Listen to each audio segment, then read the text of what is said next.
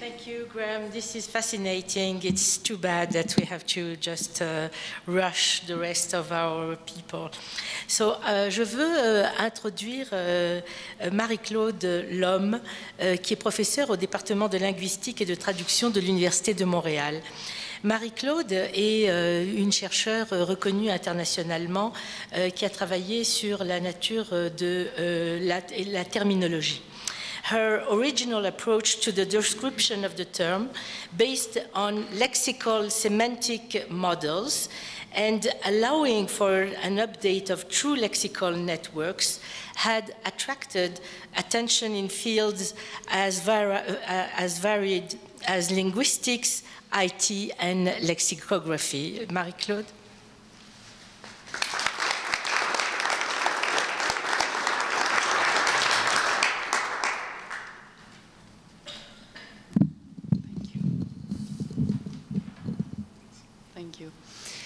So I will be the one opening the French portion of the, of the event. Donc je suis très heureuse de pouvoir être ici, surtout parce que je travaille dans un domaine qui est, en fait, toute ma carrière a été consacrée à un domaine qui est largement méconnu, en fait, celui de la terminologie.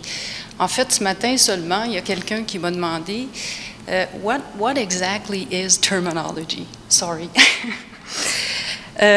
Si vous avez une idée imprécise de ce que c'est, je vous rassure tout de suite, parce que quand j'ai commencé mes études en traduction et que j'ai vu le titre « Introduction à la terminologie » inscrite à mon horaire, le premier réflexe que j'ai eu, c'est d'aller ouvrir le dictionnaire et de lire la définition du terme. Heureusement, je suis tombée sur, j'ai choisi le Petit Robert et la définition avait probablement été rédigée par Alain Rey, qui a lui-même commis un Que sais-je, donc un ouvrage dans la collection Que sais-je sur le domaine, donc sur la discipline. It's not working.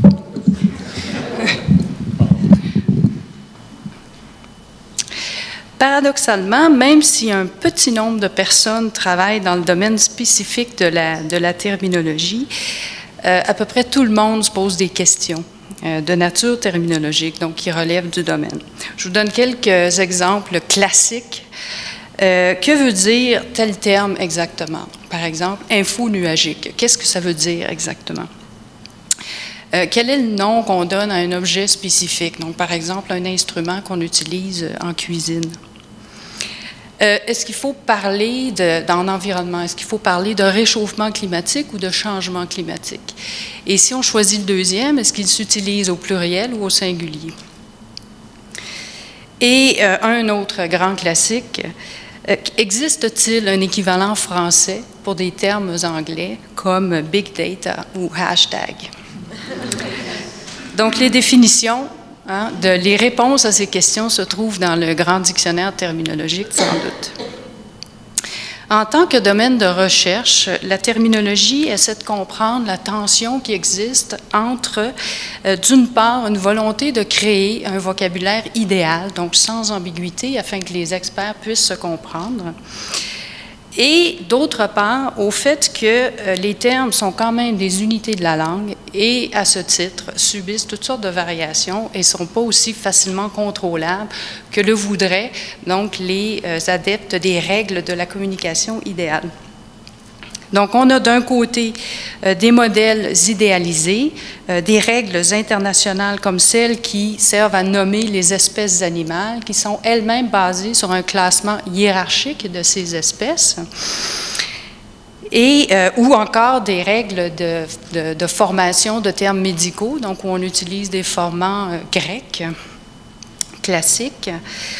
Et on a d'autre part donc tout un appareil linguistique qui sert à communiquer des connaissances spécialisées extrêmement complexes, que ce soit dans le domaine de la biologie, de la physique, dans les domaines que vous connaissez, donc ceux dont on entend parler depuis tout à l'heure, la linguistique, l'histoire, les études littéraires.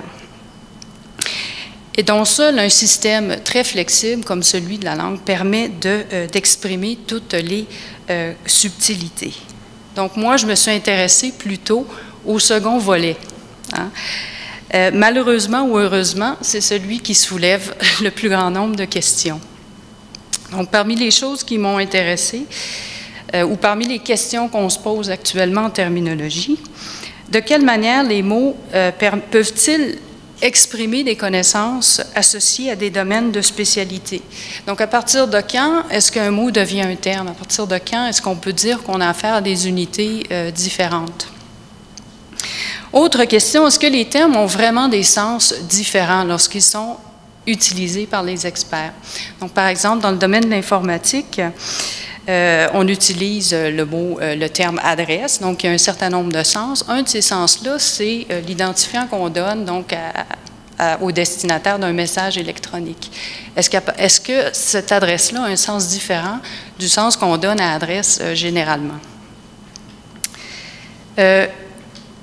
Comment est-ce qu'on peut, autre question, comment est-ce qu'on peut décrire ces sens-là de manière explicite? Comment est-ce qu'on peut les décrire pour qu'un expert ou toute personne qui sera appelée à utiliser ces termes-là puisse les comprendre aisément?